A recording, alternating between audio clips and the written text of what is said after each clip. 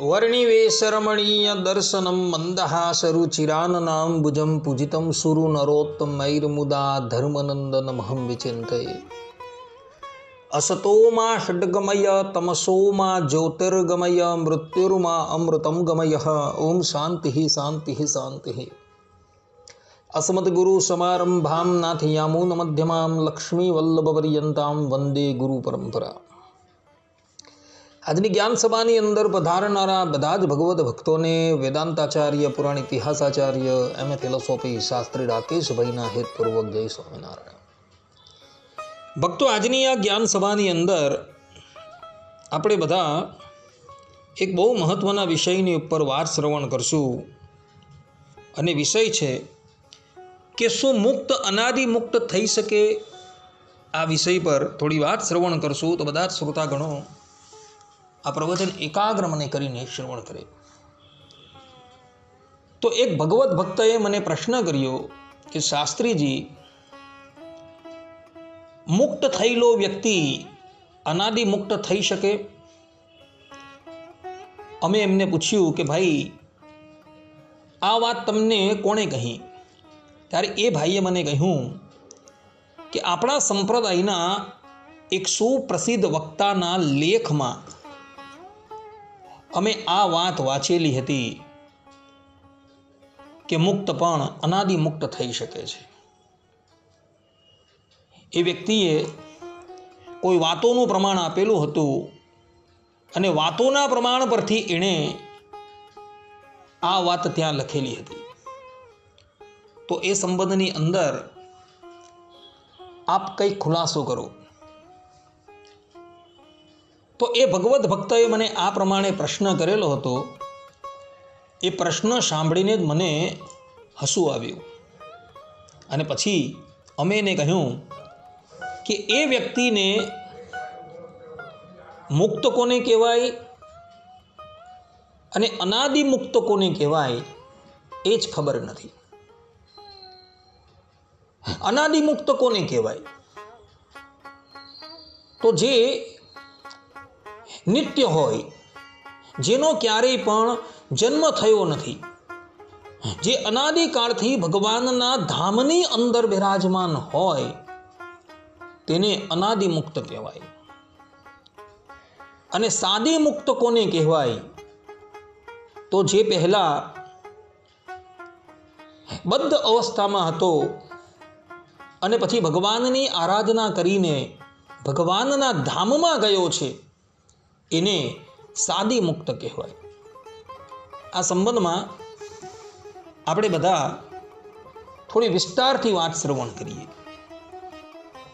તો ભગવાન સ્વામિનારાયણ શિક્ષાપત્રીના 121મા શ્લોકમાં મતમ વિશિષ્ટાદ્વૈતમ આ પ્રમાણે કહી, જેનો વિશિષ્ટાદ્વૈત મત સ્વીકારે છે એવા રામાનુજ સંપ્રદાયના વિદ્વાનોએ તથા ઉદ્ધવ સંપ્રદાયના વિદ્વાનોએ આત્માની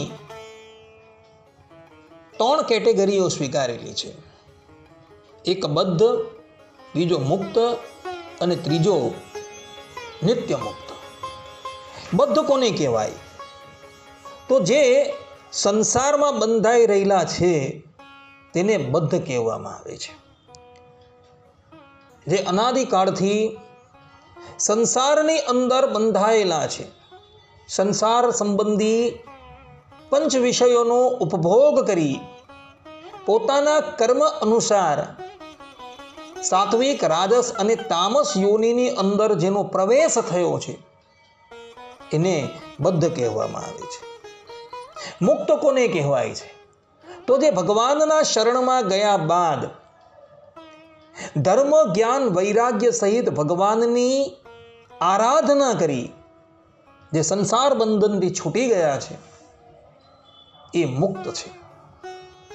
અને અનાદિ મુક્ત એને કહેવાય છે કે જેને ક્યારેય પણ સંસાર વળગ્યો નથી। એવા મુક્તો જ્યારે ધરાતલની ઉપર અવતાર ધારણ કરે છે ત્યારે એઓ સ્વતંત્ર રૂપે અવતાર ધારણ કરે છે અને સ્વતંત્રપણે દેહ ત્યાગ કરીને પુનઃ ભગવત ધામની અંદર જતા રહે છે। બદ્ધ જીવાત્મા આપણે બધા છીએ. મુક્ત જીવાત્મા જે પહેલાં બદ્ધ હતા અને ભગવાનના કૃપા કટાક્ષથી જેઓ સંસાર બંધનથી મુક્ત થઈ ગયા છે એ મુક્ત જીવાત્મા છે. અને અનાદિમુક્ત જેને ક્યારેય પણ સંસાર વળગ્યો નથી એવા શેષજી છે, વિશ્વક્ષેન છે, ગરુડજી છે ઇત્યાદિક જે છે એને અનાદિમુક્ત કહેવામાં આવે છે. બદ્ધ જીવાત્મા મુક્ત થઈ શકે છે, પરંતુ મુક્ત જીવાત્મા ક્યારેય પણ અનાદિ મુક્ત થઈ શકતો નથી. આ સિદ્ધાંત વાત છે. ને જે એમ કહેતો હોય કે મુક્ત જીવ પણ અનાદિ મુક્ત થઈ શકે છે તો એને વિશિષ્ટાદ્વૈત મતનું જ્ઞાન જ નથી. એ કેવલ પોતાની કપોળ કલ્પિત માન્યતા અનુસાર આ વાત કહી રહ્યો છે. રામાનુજ સંપ્રદાયના ગ્રંથોનું અવલોકન કરીએ તથા ઉદ્ધવ સંપ્રદાયના ગ્રંથોનું અવલોકન કરીએ તો એની અંદર આ વાત સ્પષ્ટપણે વિદિત થયેલી જોવા મળે છે. માટે ભક્તો, જે પણ કોઈક અજ્ઞાની મનુષ્ય એ વાત કહેતો હોય કે મુક્ત પણ અનાદિમુક્ત થઈ શકે છે, એ વ્યક્તિને શાસ્ત્રના પૂર્વાપરનું જ્ઞાન જ નથી.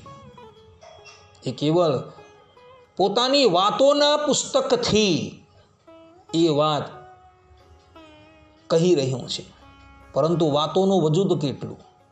વાતોનું કોઈ વજૂદ છે જ નહીં. કારણ કે એ વાતો જે છે એ જ સંપ્રદાયના ધારા ધોરણ મુજબ માન્ય જ નથી થતી. એની અંદર વેદાદિક સકલ શાસ્ત્રથી વિરુદ્ધ કંઈ પણ કહેવામાં આવેલું છે. એટલે વાતોની અંદર જે કહેવાયું છે એ માનવા યોગ્ય નથી. સિદ્ધાંત એ જ છે કે બદ્ધ જીવાત્મા મુક્ત થઈ શકે છે, પરંતુ મુક્ત જીવાત્મા ક્યારેય પણ અનાદિ મુક્ત થઈ શકતો નથી.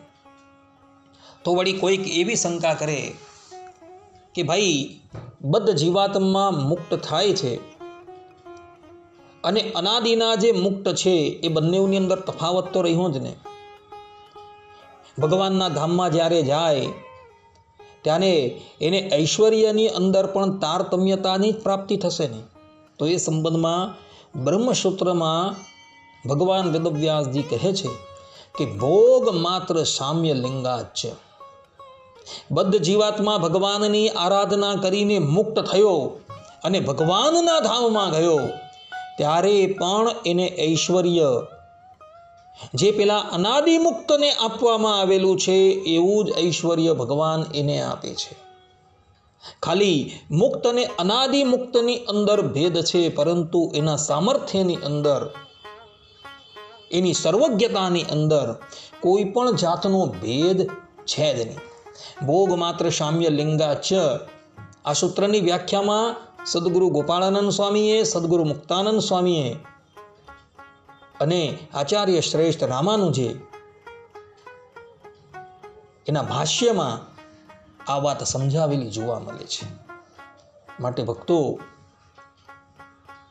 મુક્ત વ્યક્તિ અનાદિ મુક્ત ક્યારે પણ થઈ શકતી નથી. આ સિદ્ધાંત વાત તમે લોકો આત્મસાત કરીને વાંચજો. એટલે પેલા ભગવદ્ ભક્તોએ મને પ્રશ્ન કરેલો હતો, એનો ઉત્તર વિશિષ્ટાદ્વૈત મત અનુસાર આ પ્રમાણે છે.